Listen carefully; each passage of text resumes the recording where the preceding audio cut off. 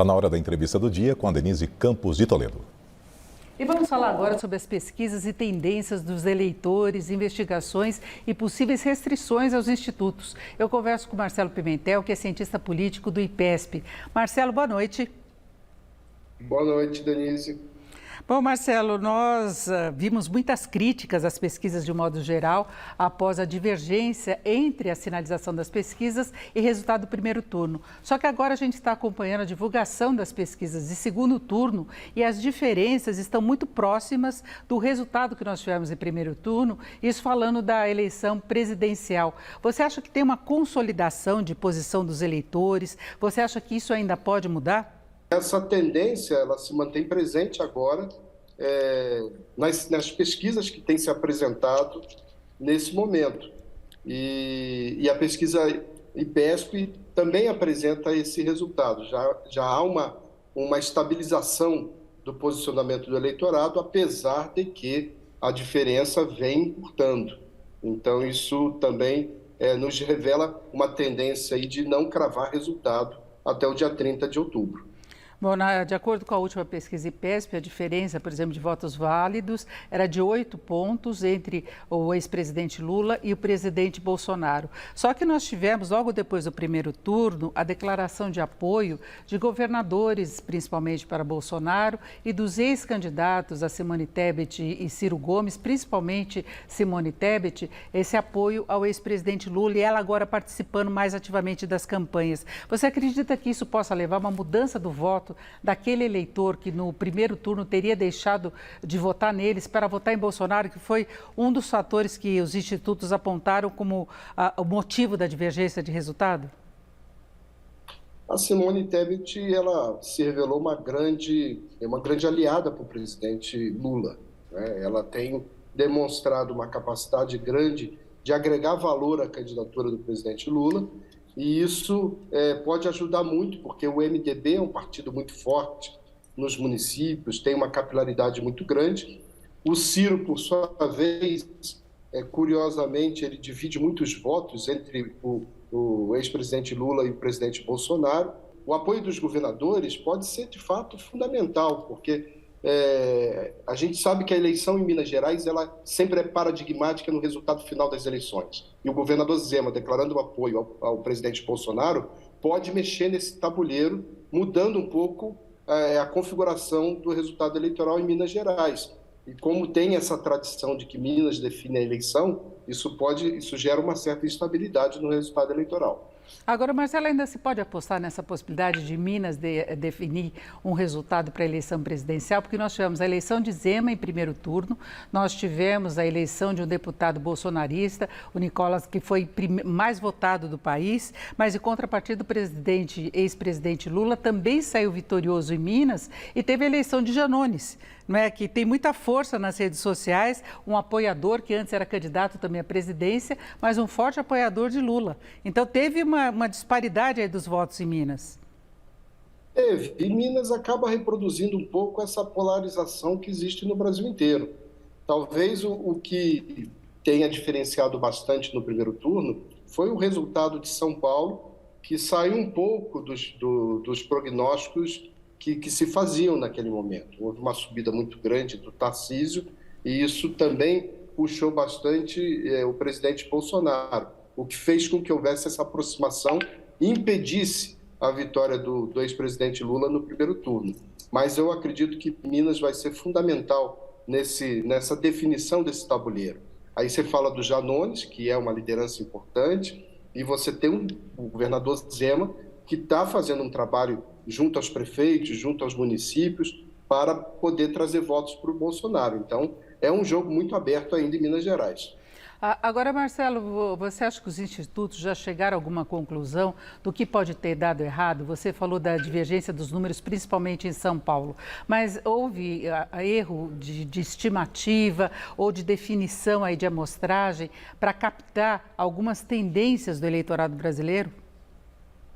O professor Lavareda, né, nosso presidente do Conselho Científico do IPESP, ele foi muito claro ao se referir às pesquisas. As pesquisas elas não servem como prognósticos, mas elas revelam tendência. A única pesquisa que pode nos dar o comportamento do eleitor é a pesquisa de boca de urna, que acabou não sendo mais realizada porque a apuração hoje é muito rápida. Então, eu acredito que há uma demonização das pesquisas, que é uma estratégia política, né, claramente de quem está atrás, e a gente vai voltar à normalidade logo após as eleições. As pesquisas, é óbvio que os institutos de pesquisa estão preocupados, porque houve também uma tendência dos veículos de comunicação utilizarem as pesquisas como prognóstico. Isso precisa ser trabalhado. E também a grande dificuldade é que a gente não consegue medir a abstenção. E o resultado do primeiro turno, se considerada a abstenção, retirada a abstenção, ela chega muito próximo à realidade do que se apresentou nas urnas.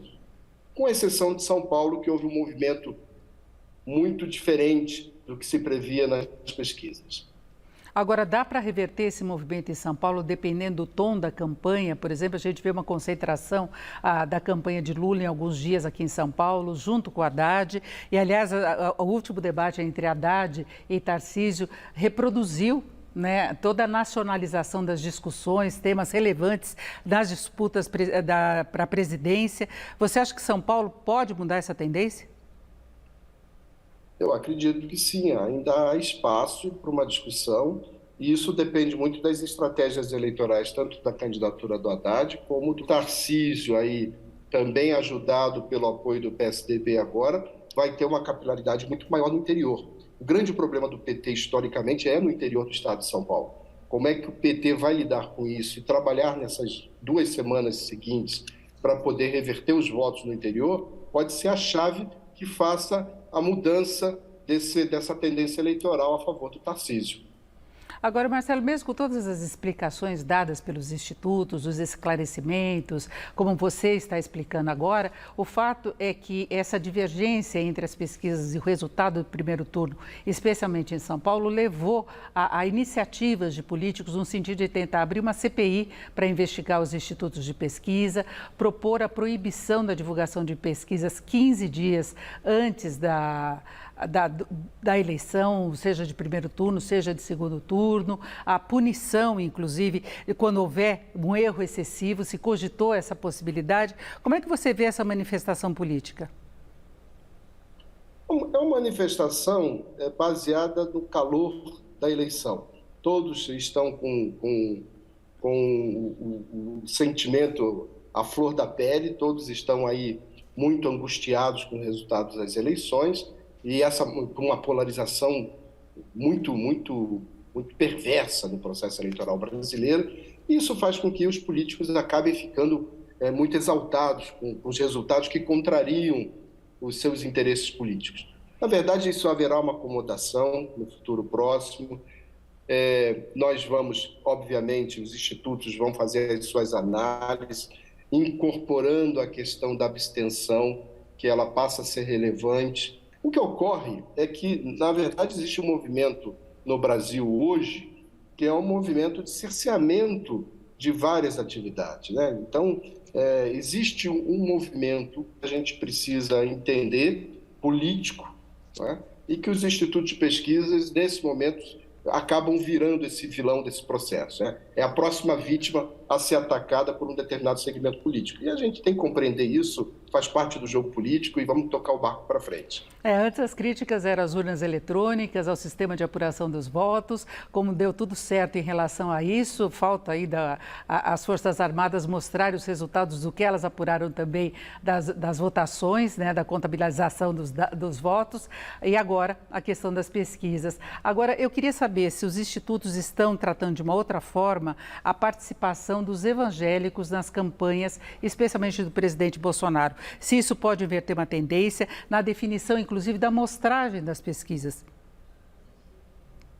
Na verdade, a gente está vivendo uma situação em que a questão da religião passou a ser um elemento importante na discussão do processo político.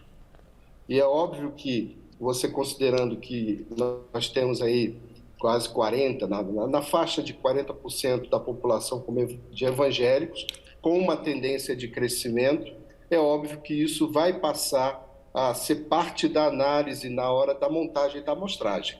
E isso vai, no futuro, alterar substancialmente as nossas amostragens. E o eleitor evangélico, ele tem demonstrado uma participação política muito maior do que as outras religiões. Então, haverá necessariamente buscar uma compreensão maior do comportamento desses eleitores, mas isso não se dá necessariamente numa pesquisa quantitativa, e sim num dos instrumentos qualitativos. Perfeito. Nós ouvimos o Marcelo Pimentel, que é cientista político do IPESP, que é o Instituto de Pesquisa. Marcelo, muito obrigado, uma boa noite. Boa noite, eu que agradeço.